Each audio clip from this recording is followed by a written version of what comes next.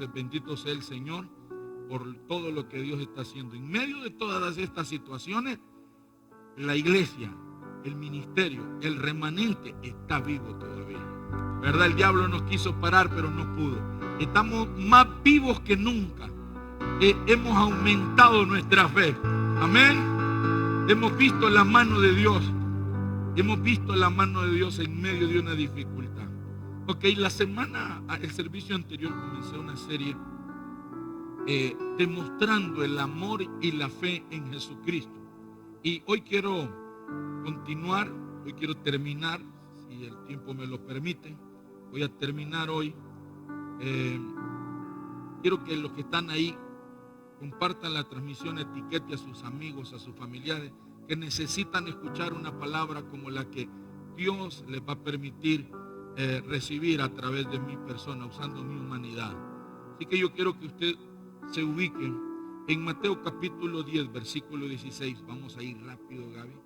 Vamos a ir rápido, sí, rapidito. Solo vamos a leer por los que no recibieron el servicio anterior, por los que no se conectaron y por los que están aquí que no pudieron recibirlo. Vamos a hacer un rapidito y continuamos. Ok, dice Mateo 10, 16. Aquí encontramos a Jesús hablando a la iglesia, hablando a los creyentes, hablando a ese primer remanente que él tenía, los discípulos, los apóstoles. Había un grupo de personas que lo seguían, y Jesús empieza a poner, como decimos nosotros en el buen catracho, las cartas sobre la mesa, y empieza a decir el precio, el esfuerzo, el sacrificio, el valor que se tiene que tener para poderlo seguir y servirlo.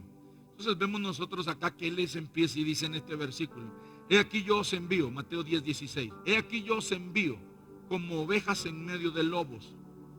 Sed pues prudentes como serpientes y sencillos como palomas.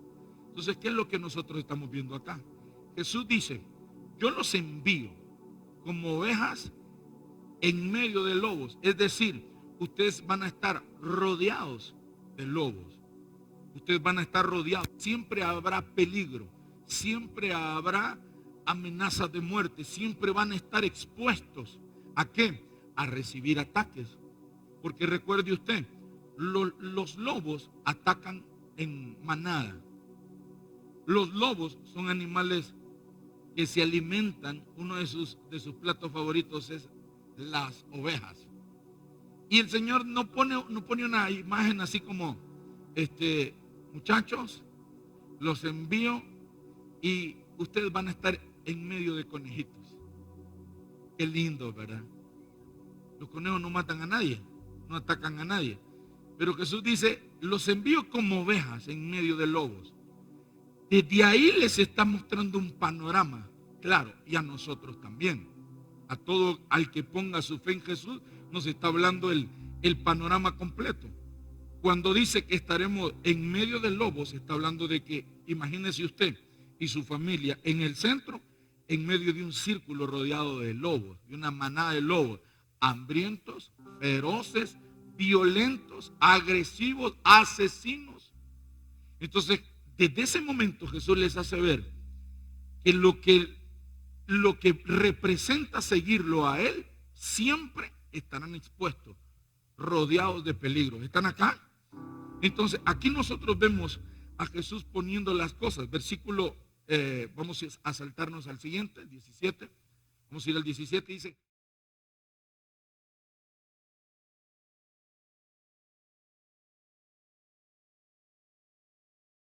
porque os entregarán a los concilios, en sus sinagogas os azotarán.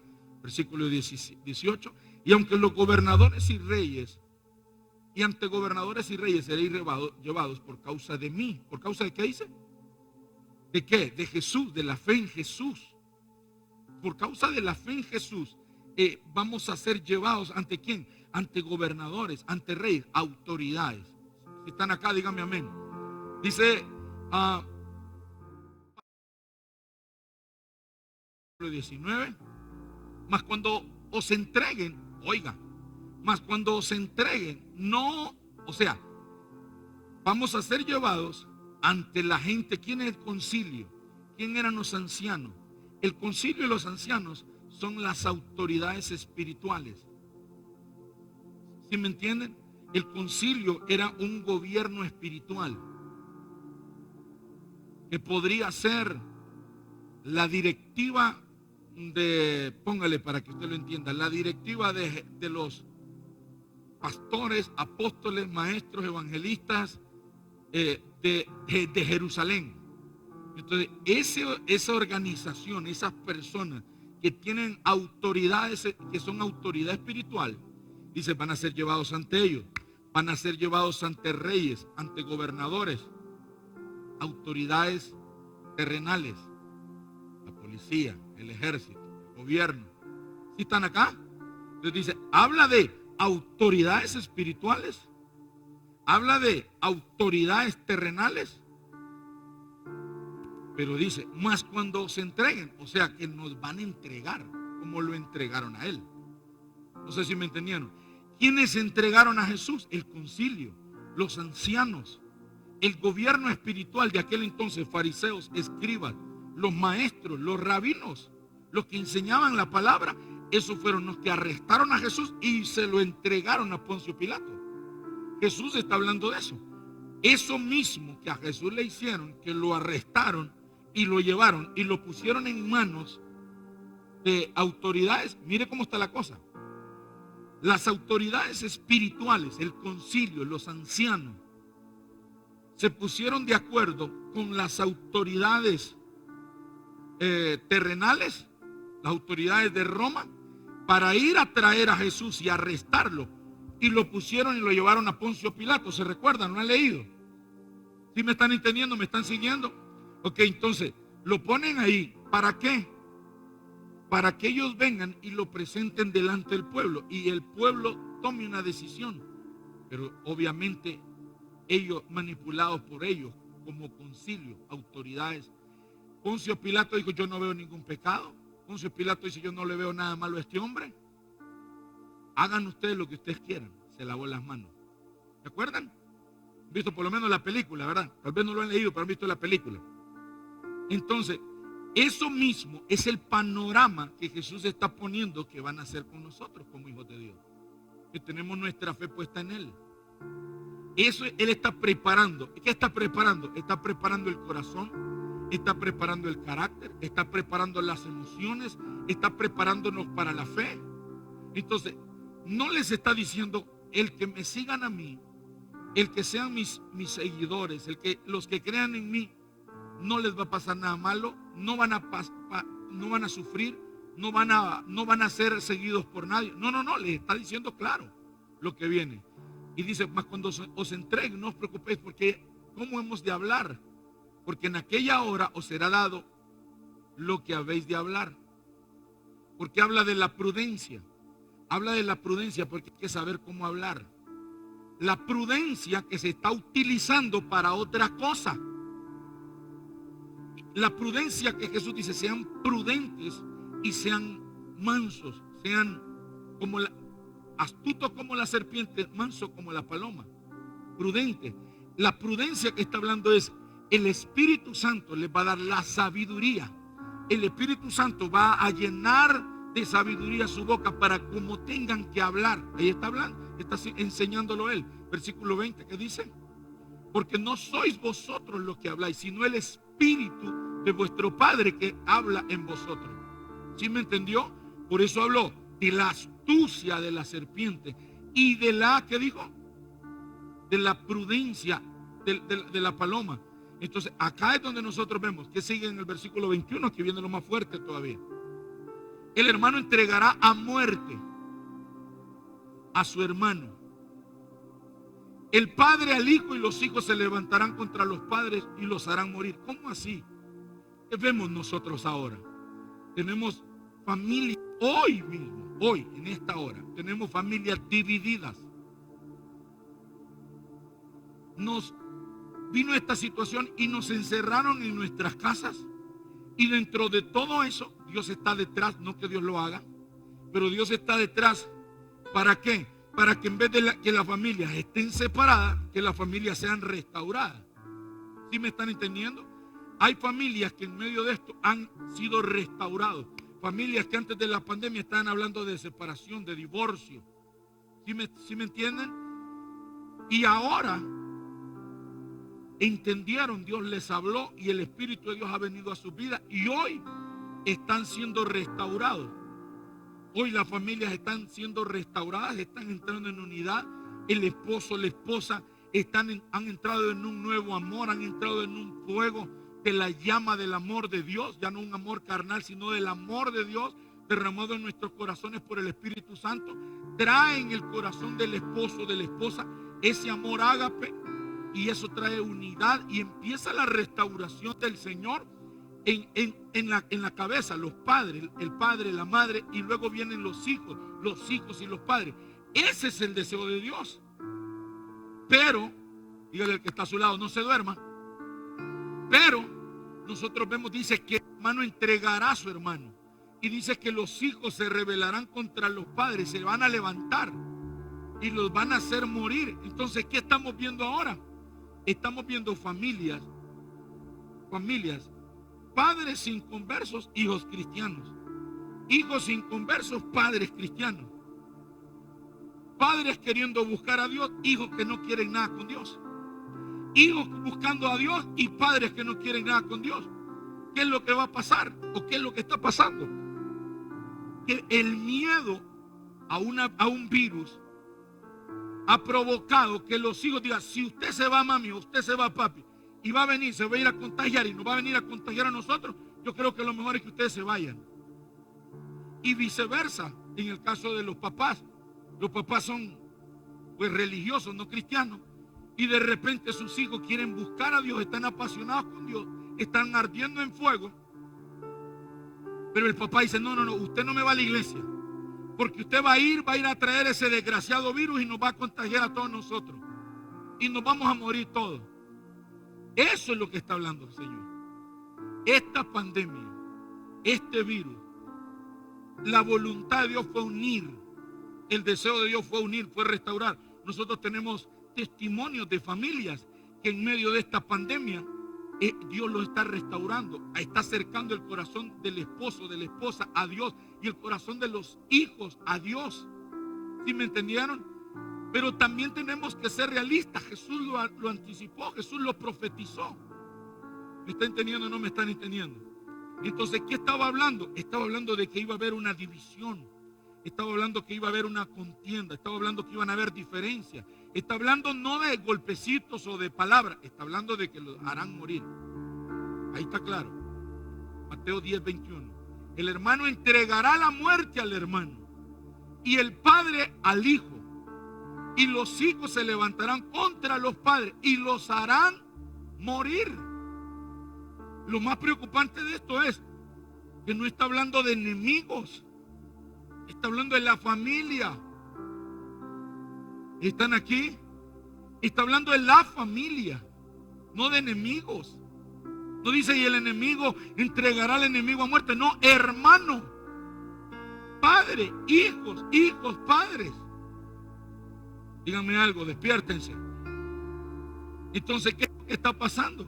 Jesús está poniendo las cartas sobre la mesa, el panorama claro de todo lo que conlleva, todo las como consecuencias, si le podemos llamar así, de creer en Él, de servirlo a Él. Entonces, Él está poniendo claras las cosas. ¿Para qué? Para que el día de mañana ninguno de estos hombres, ninguno de nosotros digamos, no, pero es que a mí nadie me dijo que esto iba a ser, la cosa iba a ser dura. Porque por ahí hay muchas mentiras a las cuales la gente las manipulan para venir a Jesús. Jesús no está manipulando a nadie aquí. ¿Qué es manipulación? Cuando usted le dice a la gente que no van a sufrir. Pare de sufrir. No, va a empezar a sufrir. No sé si me entienden. Vemos nosotros que siempre Jesús y siempre la palabra de Dios nos enseña que el que cree en Jesús va a empezar a padecer, va a empezar a sufrir, va a empezar a vivir cosas difíciles. por causa de nuestra fe, por el amor, por nuestra fe en Jesús. No dice, el que crea en mí, le van a caer los costales, los sacos de billetes. Le van a caer las llaves del carro. Va a ir caminando por la calle y le va a caer la moto en la frente.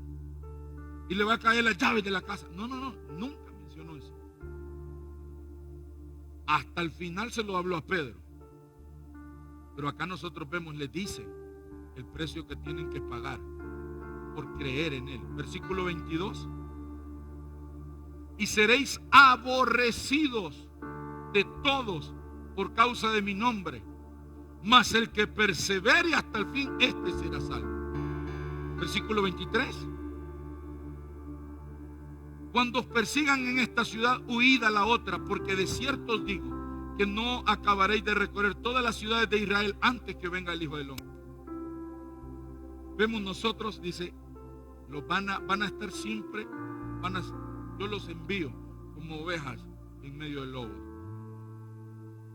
Los ancianos, el concilio,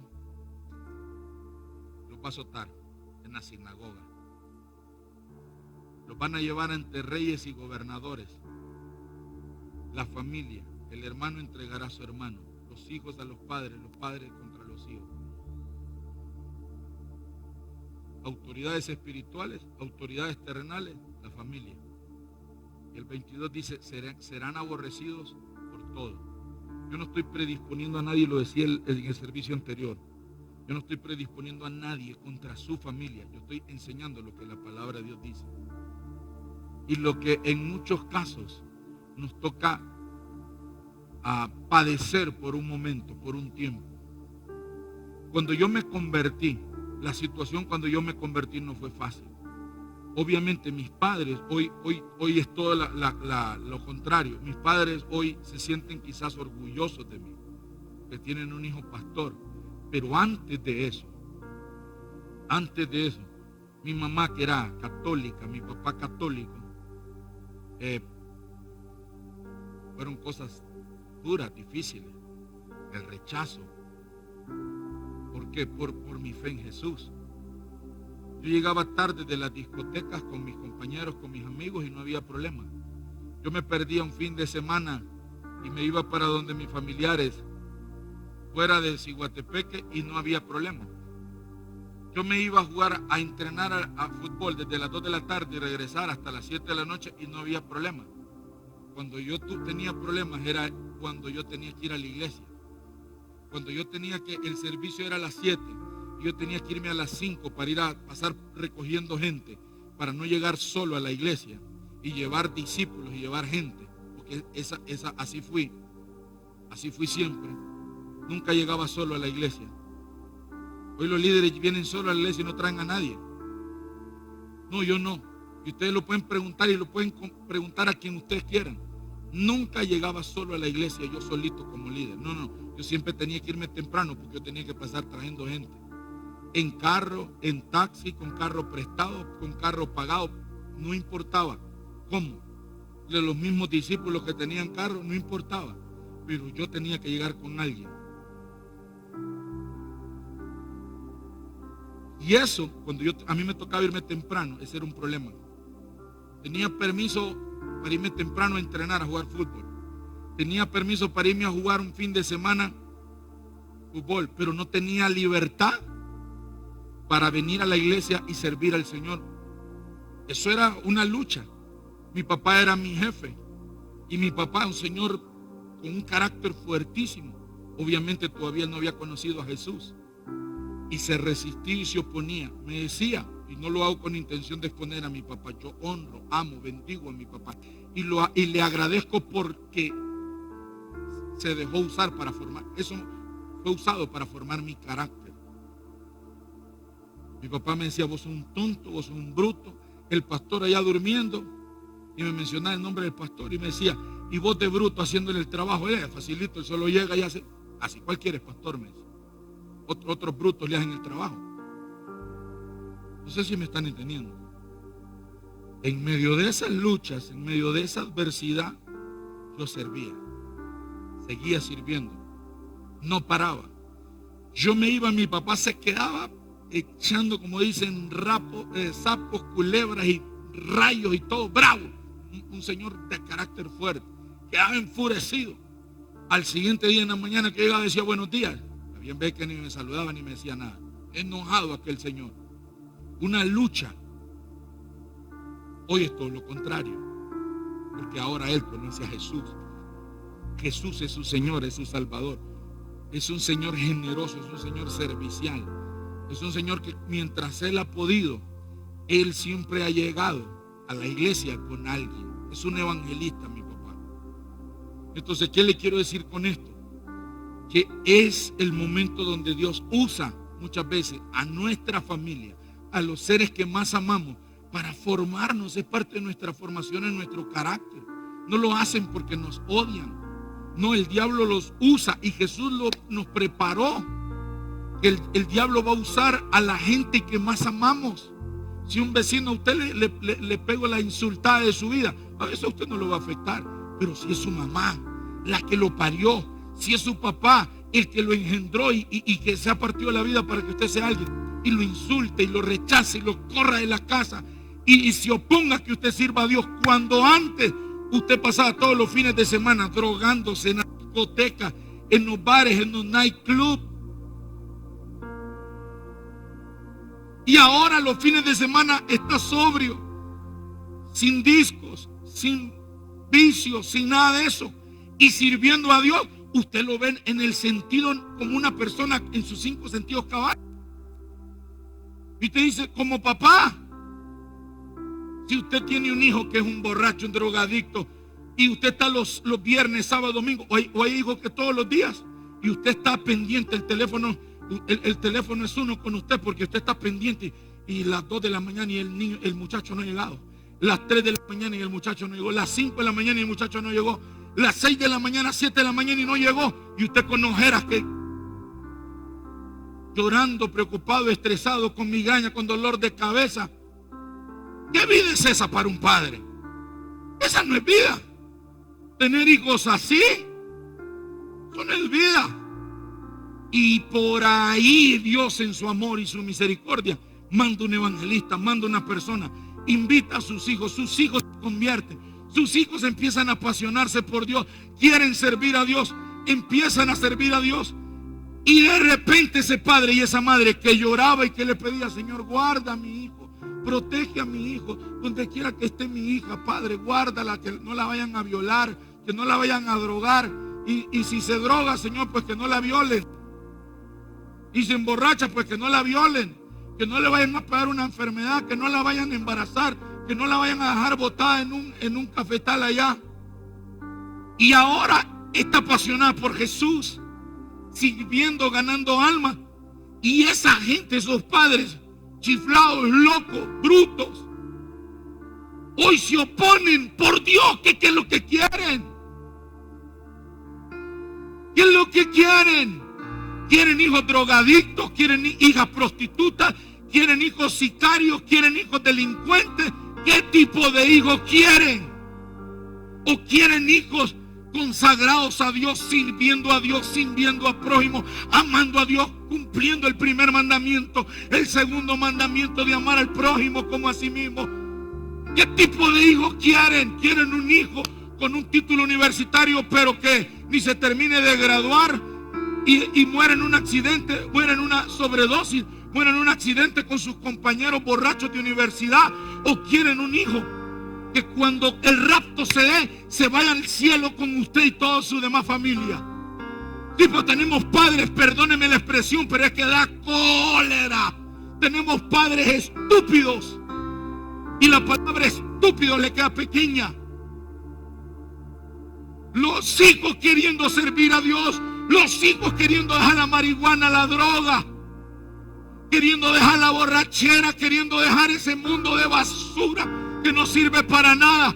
Pero ellos se están oponiendo y poniendo resistencia y resistencia, en vez de decir, hijo, wow, qué bien, gloria a Dios, qué bueno, hijo, que estás sirviendo a Dios, qué bueno, hija, que estás apasionada por Dios. y no lo andas tirando a la garduña como lo andas tirando los fines de semana en la discoteca, que el primero que te presentaba el verbo amor te acostaba, y si eran 3 con 3 la noche. Pero hay padres que no sé qué tienen en la cabeza. Obviamente sé que es el diablo que los ha poseído, sé que es el diablo que los ha influenciado.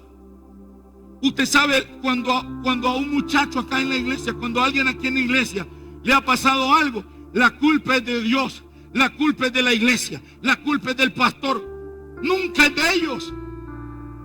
Hemos tenido casos. Aquí había un muchacho drogadicto, asaltaba por la misma desesperación de la droga, asaltaba, ya estaba asaltando el muchacho, porque era un adicto, estaba desesperado por la cocaína y la marihuana, y ya asaltaba en las noches, y con otra persona violaron,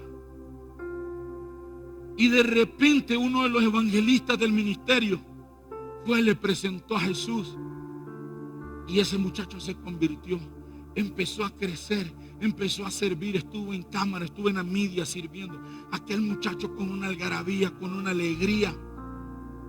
Cuando el muchacho empezó a crecer, los papás empezaron a ponerle resistencia. Los papás, ¿saben qué pasó con ese muchacho? Para no se larga la historia, terminó preso. Después el Señor me buscó, el papá me buscó y me dijo: pastor, le pido que me ayude a orar por fulano de tal.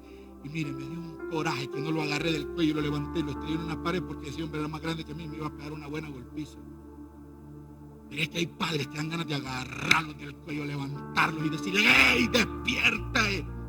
Deje de servirle de tropiezo a sus hijos. Si usted se quiere ir al infierno, váyase al infierno si usted quiere, pero no le sirva de tropiezo a sus hijos. No sea un estúpido. ¿No ve que Dios le va a demandar la sangre de sus hijos? Y usted, en vez de ser un ejemplo, usted está sirviendo de tropiezo. El diablo lo ha tomado. El diablo lo ha tomado a usted como madre, como padre. Después pasaba llorando el hombre: ay, pastor, ayúdeme, escribí al WhatsApp, ayúdeme a orar por fulano de tal. Pastor, intervenga con la abogada, no sé qué. Pastor, intervenga con el otro abogado. Yo no intervengo. Preso el muchacho. ¿Es eso lo que un padre en sus 5 sentidos cabales quiere para su hijo?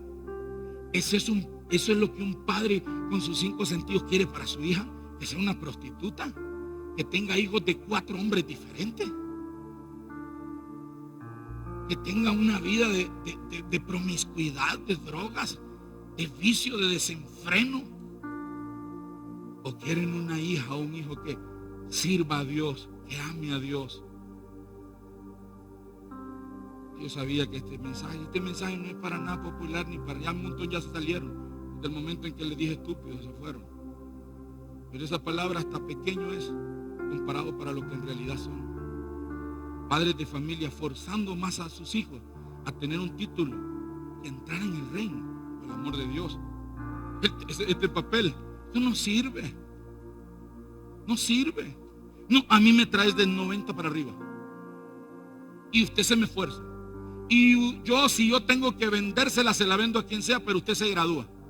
Y si yo tengo que revolcarme con quien sea, me revuelco, pero usted va a ser un profesional. Está bueno. Pero con el título universitario no se entra al cielo. La Biblia no dice: y al cielo entrarán los ingenieros, los arquitectos, los abogados, los doctores, las licenciadas, no dice eso. Los hijos exitosos, está comprobado, señores. Escuché al hombre, uno de los hombres más millonarios del mundo, decir esto: que muchas veces los padres se desviven, se endeudan, hacen grandes sacrificios. Dice, perdón la palabra que él dice, para mandarlos a la universidad, que los hagan más idiotas de lo que son. Y él dice, hombres, y menciona nombres de varios de los más millonarios del mundo, y dice: busquen si ellos tienen un título universitario. Pastor, usted me está diciendo que no ponga a mi hijo a estudiar a la universidad. Póngalo a estudiar. Yo los míos los voy a poner si se da la oportunidad. Pero para mí un título universitario no es la prioridad. Está comprobado que hay gente que tiene promedios de 100, pero son más brutos, porque un título no te hace más inteligente.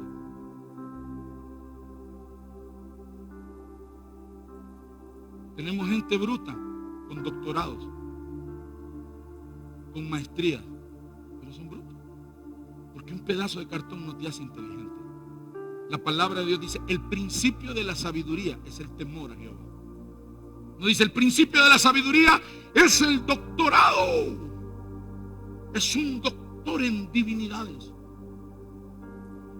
Nunca un título universitario, por lo que los muchachos hoy en día se mueren por un título universitario. Está bien, estudien, muchachos. De que anden de vago fumando, mejor estudien. Pero busquen a Dios, sirvan a Dios, apasionense por Dios, y Dios les dará la sabiduría para que puedan brillar y ser exitosos en su estudio y ser exitosos profesionales. Pero el mundo está al revés. El mundo busca la profesión, busca el doctorado, busca la letra, busca el título, porque eso te hace alguien diferente. No. Si así fuera, Cuba sería una de las potencias mundiales en riquezas. En Cuba el margen de, ¿cómo se llama?, de analfabetismo es de los más bajos en el mundo, pero no es la nación más rica.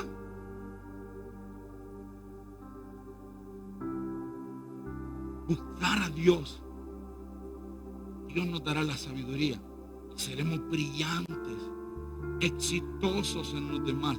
Entonces ese pedazo de papel que tienes ahí de lo que sea, no es eso lo que te da valor, es la gracia y el favor de Dios que está en tu vida.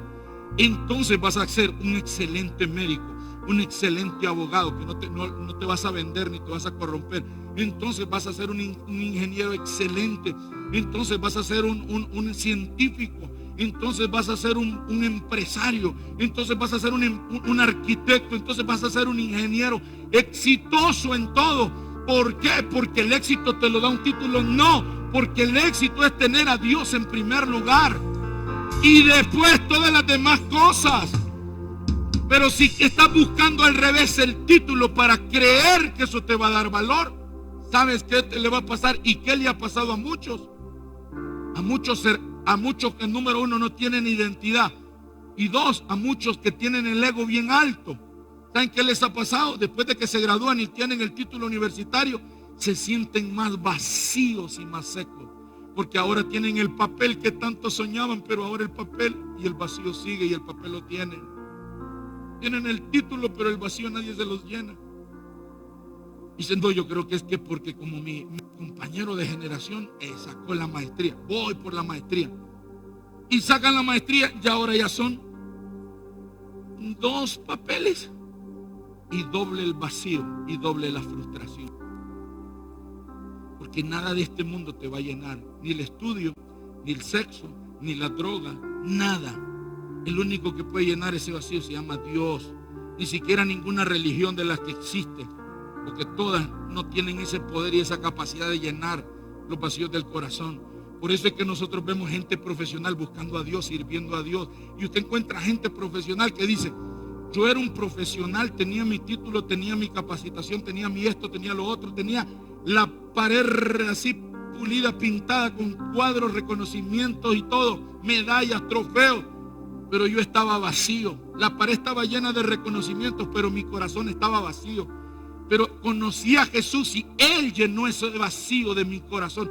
Eso que está ahí es bueno, pero eso que está ahí no me llenaba. Lo que ahora me llena es su presencia. No sé si me están entendiendo. Entonces aquí nosotros vemos a Jesús poniendo las cosas claras con los padres, con los hijos, con la familia, con las autoridades naturales y con las autoridades espirituales.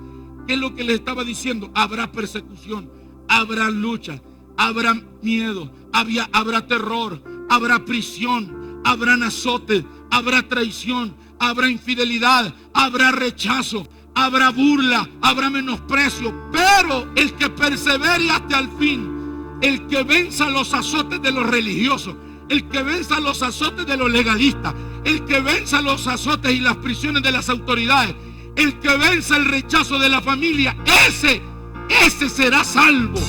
No sé si me entendió. Hay hombres casados, mujeres que dicen: es que mi marido no me apoya, es que mi mujer no me apoya. No te está diciendo Jesús que te van a rechazar. No te está diciendo Jesús que te van a llevar preso, te van a entregar, que te van a menospreciar. Entonces, ¿para qué te haces pelota, pues? Si ya Jesús puso las cosas claras. Cuando yo leí eso, digo: ay, ahora entiendo por qué el diablo usa a mi familia, por qué el diablo usa a mis parientes, por qué el diablo usa a la gente que yo más amo. Porque un particular no te duele lo que te dice, pero sí te duele que tu mamá te diga, sí te duele que tu papá te diga cosas feas. Por amar a Jesús, por estar apasionado por Dios. Imagínese una mujer casada que su marido le dice: vos sos una tal por cual, el pastor te dice aquí, yo creo que vos sos mujer del pastor. Yo creo que es que vos estás enamorada del pastor. Yo creo que a vos, si el pastor te dice que te tires de este barranco, vos te tirás, pero yo te digo que me calenté las tortillas y me las calentas de mala gana. No le dicen eso, yo estoy exagerando. Pero sigue pagando el precio, sigue demostrando tu amor y tu fe en Jesús, que los más impactados serán ellos, los más impactados con la pasión, con la excelencia que sirves, con las cosas, como tú haces las cosas. ¿Sabes qué me dijo hace poco una autoridad importante acá en Marcala? Me dijo: pastor, yo quiero felicitarlo. He ido a muchas iglesias, pero muy pocas iglesias tienen tan bonita la iglesia como la tienen ustedes. Ay, le digo yo: espérese, que eso no es de nosotros, eso es un cajón, eso es una bodega. Espérese que hagamos lo de nosotros. No sé si me entiende. ¿Por qué? Porque al cristiano, a nosotros, tiene que caernos el 20. Que las cosas para nuestro Dios se hacen bien o no se hacen. ¿Sí me entendió? Entonces, eso es lo que al inconverso, cuando viene y dice: wow, qué bonito tienen, qué buenas cámaras, qué buen equipo, y se quedaron viendo y entraron y vieron. Quizás nunca nos habían visto por televisión y por el video y las fotos que le mandaron los que nos traicionaron y nos chismearon. Pero no es lo mismo ver las fotos que te mandó el chismoso y los videos, que cuando te paras aquí ves y sientes lo que aquí hay. Es que esos son otros 20 pesos. ¿Me entiendes? Entonces, pastor, qué bonito tiene. Y cuando lo llevo al set de televisión y le doy un tour por la iglesia, dice: oh, qué bonito. Y afuera se ve un poco feito. Sí, porque es una bodega, fue bodega de café, de fertilizante. Pero el inconverso tiene que darse cuenta, los creyentes, que los hijos de Dios podemos hacer las cosas con excelencia, de acuerdo a nuestra capacidad. Y eso va a marcar. Es el tiempo de que cambiemos nuestra mentalidad, que el inconverso tiene la mejor casa, que el inconverso vive mejor que el cristiano. Puede que sí, puede que no. Pero es el tiempo donde la gente tiene que ver a Jesús en nosotros. ¿Cómo lo ve? En la manera en cómo nosotros hacemos las cosas. No en la manera. Los fariseos predicaban lo mismo que Jesús predicaba. No sé si me entendieron. Los fariseos predicaban muchas de las cosas que Jesús predicaba. El problema era que en la manera en cómo ellos hacían las cosas, revelaba que Dios no estaba con ellos. ¿Cómo nosotros nos identifican como creyentes, como hijos de Dios, como cristianos? Por cómo hacemos las cosas, por cómo nosotros hacemos las cosas. Y nosotros tenemos que cambiar esa mentalidad. La familia es marcada por tu pasión. Como ellos vean que tú oras, como ellos vean cómo tú los tratas, como ellos vean cómo tú los sirves. De repente usted agarraba antes, y cuando era usted en inconversa, le tiraba el plato: vaya vos, si quieres hartarte, ahí te puse unas tortillas. No, hoy, amor, aquí están las tortillitas recién hechas, la comidita caliente, le tengo un juguito natural. Papi, ¿quiere algo más?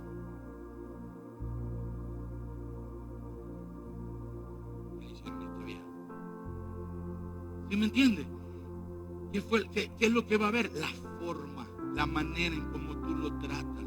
Es un inconverso que te ha servido de tropiezo y ha sido el anticristo en persona. Pero tú sigues amando, sigues sirviéndolo. ¿Por qué? Porque tú tienes al Señor. Porque usted, soldado, hay un dicho por ahí que dice: soldado avisado no muere en batalla, dice, ¿va? Bueno, entonces ya Jesús nos avisó. Entonces, ¿qué nosotros tenemos que hacer? Pues ya sabemos, actuar con prudencia, actuar con sabiduría. ¿Sí me entienden? Actuar con mansedumbre cuando hay que hacerlo. Pero al religioso hay que hablarle así, decirle: usted es un tal por cual. No se lo dije ahorita. Al religioso, al nuevo hay que decirle: venga y conozca a Jesús, abra su corazón. Y usted dice: pero ¿por qué me dijo estúpido? Bueno, yo no le dije el nombre.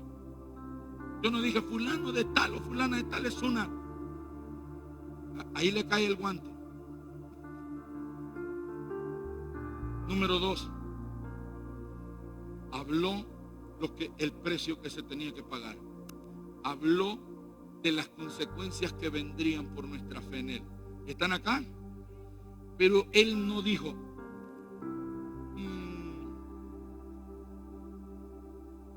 nosotros en nuestra humanidad no podemos. Entonces por eso Jesús dice, Hechos 1:8. En Hechos 1:8 habla la clave: pero recibiréis poder. ¿Poder para qué? Estoy ungido desde la coronilla de la cabeza hasta las uñas negras de mis pies. No. Poder para soportar el que nos metan a las sinagogas y nos azoten, el que nos metan a la prisión y arder todavía en fuego, y el que nos entreguen nuestra familia y seguir ardiendo en fuego. Para eso es el poder. Para eso es el poder. Dígale al que está a su lado: para eso es el poder. ¿Qué dice Hechos 1:8? Pero recibiréis poder cuando haya venido sobre vosotros, ¿quién? El Espíritu Santo. Ahora viene: y me seréis testigos. Dígale al que está a su lado: seremos testigos. ¿De qué? Seremos testigos en Jerusalén, en Judea, en Samaria y hasta lo último de la tierra. No se puede soportar que los líderes espirituales, religiosos, legalistas nos traicionen. No se puede soportar las prisiones de las autoridades. No se puede soportar el rechazo de la familia. Necesitamos el poder del Espíritu Santo. Cuando el Espíritu de Dios vino, Pedro fue embestido. Los 120 que estaban en esa casa fueron embestidos ¿de qué? De poder. Humanamente no vamos a poder nosotros soportar. Es que es casi imposible. Es casi imposible soportar rechazo, prisiones, azotes, menosprecio, burla, persecución, difamación, crítica y un montón de cosas más. En nuestra fuerza, Dios sabía que no podemos, no tenemos el poder, no tenemos la fuerza, no tenemos el carácter, no tenemos la habilidad humana para poderlo soportar. Entonces dijo el Señor: son como ovejas en medio del lobo. Esto necesitan algo. Esto necesitan algo. ¿Qué necesitan? Poder. Una cosa es una ovejita y otra cosa es una super ovejita ungida en el poder de Dios. No sé si me entendió. Una cosa es una ovejita que no tiene el Espíritu Santo y otra cosa es una ovejita que tiene el Espíritu Santo. Cuando el Espíritu de Dios viene sobre una persona, esa ovejita mansa, media bruta, media ciega, media cabezona, media zoraila, esa es un león. No sé si me entendió. Es un león, y cuando un lobo ve a un león, ¡ay, papá! Ahí salen despavoridos. El poder del Espíritu Santo nos da la capacidad. Te pegan en una mejilla, digo: Jesús, ponle la otra. Y usted que es macho camacho y así de la calle como yo fui, Dice, yo a nadie le pongo la cara. A mí el que me la hace me la paga. Cuando el poder de Dios viene también el amor. Y vienen los frutos del Espíritu Santo. Y entonces viene el amor, la paz, el gozo. Vienen una serie de frutos que el Espíritu de Dios da por tenerlo. Entonces, la suegra que le hizo la vida imposible a usted, a mí no, mi suegra es un pan, amor de Dios. Pero la suegra suya que en las noches sale a volar ahí, la escoba, y agarra y se le mete un gato y se forma un gato. Es su suegra, la mía no. La mía está en la madrugada intercediendo, avivada por el fuego del Espíritu. Pero entonces usted, esa vieja que usted dice, ay, yo desearía que el Señor se la lleve a esta viejita. ¿Cómo desearía, Señor, que aunque no me respondas, que me des carro, que me des casa, y yo lo que quiero es que te lleves a esa anciana, Señor? Pero usted cuando usted tiene el poder del Espíritu, el amor sobrenatural de Dios en su vida, usted ama a su suegra y su suegra dice, ven, ¿esta qué le pasa? Yo creo que usted ya piensa que vamos a morir y está pidiendo la herencia. O yo creo que en ese vaso, en ese jugo de naranja que viene ahí me va a dar, ¿cómo se llama? Matarrata. Ahí va la brujería, en esa comida. Nunca me había traído comida, hoy le ha dado por traerme comida. Y que se me hace que ahí me está haciendo brujería. No es brujería, es que el poder del Espíritu está en ti. Es que el amor de Dios está en ti. Ahora quieres amar, quieres servir. Es eso lo que toca. No hay, mire, la mayor venganza contra el diablo no es cuando usted le da una cachetada al que le pegó una trompada. La mayor venganza contra el diablo es cuando Jesús dijo, amen a sus enemigos, oren por ellos, bendigan. Ese es el arma secreta para darle una bofetada al diablo. Al diablo se le da una bofetada cuando él usó a la gente para destruirnos, y usted va a esa gente que el diablo usó para destruirla, y usted va en amor. Usted le dice, papá, aquí le tengo un regalo. Y dice, pero si yo sé hasta diciembre, pero yo quiero darle un regalo ahora. Pero si tampoco es el día ni de la madre ni del padre, pero yo quiero darle un regalo. Bueno, algo le están haciendo a este. En algo está sirviendo que este vaya a la iglesia. ¿Sí me están entendiendo? Debemos de nosotros entender que Jesús dijo, pero no se muevan de Jerusalén. No se muevan si no tienen el Espíritu Santo. Cuando Él venga, ustedes reciben el poder. Por eso es que usted ve que antes de eso, a ningún discípulo lo azotaron. A ningún discípulo lo metieron preso. A ningún discípulo de Jesús le hicieron algo indebido.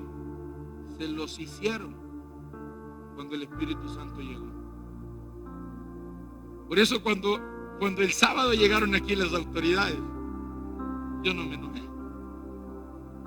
Yo dije, ha llegado el reino de los cielos a nosotros. Le dije a los diáconos y a los mentores el domingo que nos reunimos, lo mejor que nos pudo pasar fue que vinieran. Eso fue lo mejor. ¿Por qué? Porque una de las señales que el poder del Espíritu y que el Espíritu de Dios está en ti es que te van a azotar, es que te van a empezar a perseguir. Y cuando eso suceda, no te desanimas, no te apachurras, no te deprimes. Tú dices, ha llegado el reino, ha llegado el reino. ¡Yeah! Gracias, Padre. Ay, mire, nos vamos a adelantar, Gaby. Hechos capítulo 5, versículo 12. Hechos 5, 12 y terminamos, Gaby. Rapidito. 5, 12. Y por la mano de los apóstoles se hacían muchas señales y prodigios en el pueblo. ¿Qué pasaba con los apóstoles? hacían muchas señales y prodigios en el pueblo. Y estaban todos unánimes en el pórtico de Salomón. Antes que el Espíritu Santo llegaba, Pedro, a Jesús todos los días: ¿cuántas veces tengo que perdonar a este? 7 veces 7, Pedro. 7 por 7, 49. Ya me hizo 50. Señor, ¿cuántas veces tengo que perdonar a mi hermano? Como ya Jesús sabía. 70 veces 7, Pedro. Y no me dijiste que era 7 veces 7 y ahora me decís que son 70 veces 7. Pedro le pasaba contando en una rayita, así como cuando va a primer grado usted, que le enseñan a sumar con los palitos. Pedro así lo llevaba a sus hermanos. Pero cuando el poder del Espíritu Santo cayó, estaban unidos. Por eso es que en las familias tiene que estar el Espíritu Santo, porque es el único que trae unidad. No es el psiquiatra, no es el psicólogo, no es la bruja, no es el santero, no es el hechicero, no es el pastor. Es el Espíritu de Dios que trae unidad. Cuando el Espíritu de Dios cayó, todos estaban unidos, unánimes. Versículo 13. De los demás ninguno se atrevía a juntarse con ellos, mas el pueblo los alababa grandemente.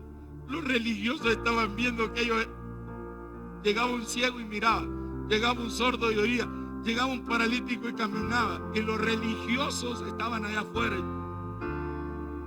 estaban solo como los chinitos, mirando, llenos de celo, llenos de envidia. No sé si me entendieron. Y dice,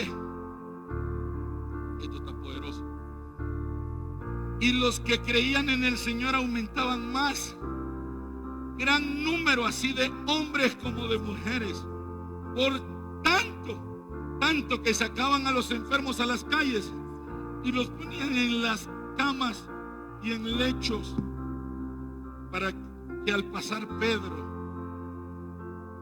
aquel hombre carnal, inconstante, aquel hombre falto de madurez y de carácter, que pasaba preguntando cuántas veces había que perdonar, pero que ahora estaba lleno del Espíritu Santo. Cuando él pasaba, iba a pasar, la gente calculaba por donde Pedrito iba a pasar y le ponían a Pedro los enfermos en el camino. ¿Están entendiendo? Y a lo menos su sombra cayese sobre alguno de ellos. Versículo 16. Y aún de las ciudades vecinas venían muchos venían a Jerusalén, trayendo ¿qué? Enfermos y atormentados de espíritus inmundos, y 2 que 3. ¿Cómo dice? Y todos eran sanados. No sé si están entendiendo. Y todos eran sanados.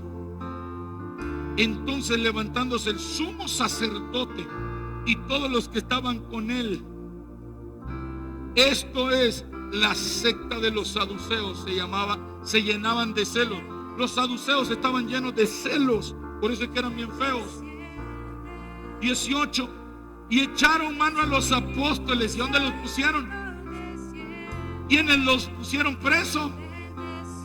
El sumo sacerdote, los religiosos que no podían hacer el milagro, los religiosos que estaban llenos de celo y de envidia porque los milagros estaban pasando allá y acá en ellos las moscas más bien se multiplicaban.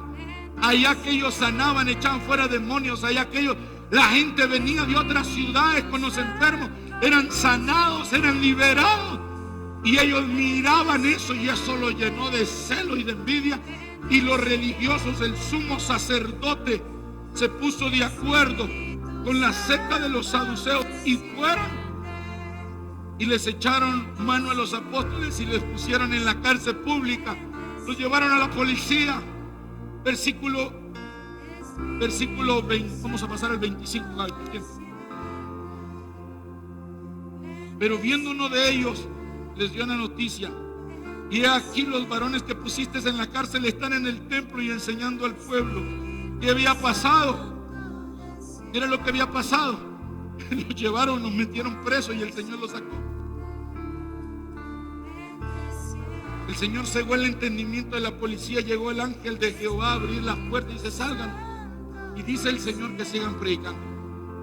Y dice el Señor que sigan sanando. Al siguiente se fueron. No se fueron enciérrate en casa. Se fueron. El Señor dijo que prediquemos, que sigamos echando fuera demonios, que sigamos sanando. Vamos, hagámoslo. Entonces fue el jefe de la guardia con los alguaciles y los trajo sin violencia, porque temían ser apedreados por el pueblo. ¿Dónde estamos? Al 25, ¿verdad? 27. Cuando los trajeron, lo presentaron ¿a quiénes? Miren, lo presentaron en el concilio, y el sumo sacerdote le preguntó, diciendo: ¿no mandamos estrictamente que no enseñases en ese nombre? Y ahora habéis llenado a Jerusalén de vuestra doctrina, y queréis echar sobre nosotros la sangre de ese hombre. Respondiendo Pedro y los apóstoles dijeron: es necesario obedecer a Dios antes que a los hombres. No sé si entendió. Es necesario obedecer a Dios antes que a los hombres. El Dios de nuestros padres levantó a Jesús, a quien vosotros matasteis colgándole de un madero. A este Dios ha exaltado con su diestra por príncipe y salvador, para dar a Israel arrepentimiento y perdón de pecados. Y nosotros somos testigos suyos de estas cosas, y también el Espíritu Santo, el cual ha dado Dios a los que le obedecen. Versículo 33. Ellos, oyendo esto, se enfurecían y querían matarlo. ¿Cómo estaba ahí? Enfurecido. Versículo 40. Y convinieron con él, y llamando a los apóstoles, pongan atención por favor, convinieron con él. ¿Qué es lo que sucede aquí? Se pone Gamaliel. Gamaliel dice: déjenlos predicar, si es de Dios prevalecen, si no es de Dios se va a desaparecer. Pero yo creo que mejor dejémoslo, no nos metamos con él, no nos metamos con ellos. El pueblo no puede venir en contra de nosotros. Dejemos lo que predican. Si es de Dios van a permanecer, si no es de Dios van a desaparecer. Y dice el 40: y convinieron con él, se pusieron de acuerdo. Está bien, hagamos eso, Gamaliel. Y llamando a los apóstoles, después de, ¿qué dice? Después de azotarlos. ¿Qué les dijo el Señor allá? Que los iban a azotar. ¿Se cumplió lo que Jesús dijo? Sí. Los azotaron, pero aquí viene, mire, ponga atención, terminamos. Después de azotarlos, les intimaron que no hablasen en el nombre de Jesús, y los pusieron en libertad. Dijeron ellos: es cierto, ya con estos 10 painazos que nos pegaron aquí ya es suficiente. Y ellos salieron de la presencia del concilio deprimidos, tristes, ansiosos, decepcionados. ¿Cómo salieron? Díganlo más fuerte. Salieron de la presencia del concilio gozosos. ¿Gozosos de qué? Gozosos de haber tenido por dignos de padecer afrenta por causa del nombre. Y todos los días en el templo y por las casas no cesaban de enseñar y predicar a Jesucristo. Los azotaron porque quisieron pararlo. Lo que el diablo no entiende y no sabe y no capta y jamás le va a entender es que un cristiano lleno del Espíritu Santo le dan duro, y un cristiano lleno del Espíritu Santo dice: este es señal que estoy haciendo la voluntad de Dios. No me entendieron. Un cristiano lleno del Espíritu Santo lo meten preso, lo azotan, lo persiguen, lo critican, lo difaman, lo rechazan, lo menosprecian, y el lleno del Espíritu Santo dice: yes, estoy haciendo bien las cosas, no voy a dejar de hacer lo que estoy haciendo.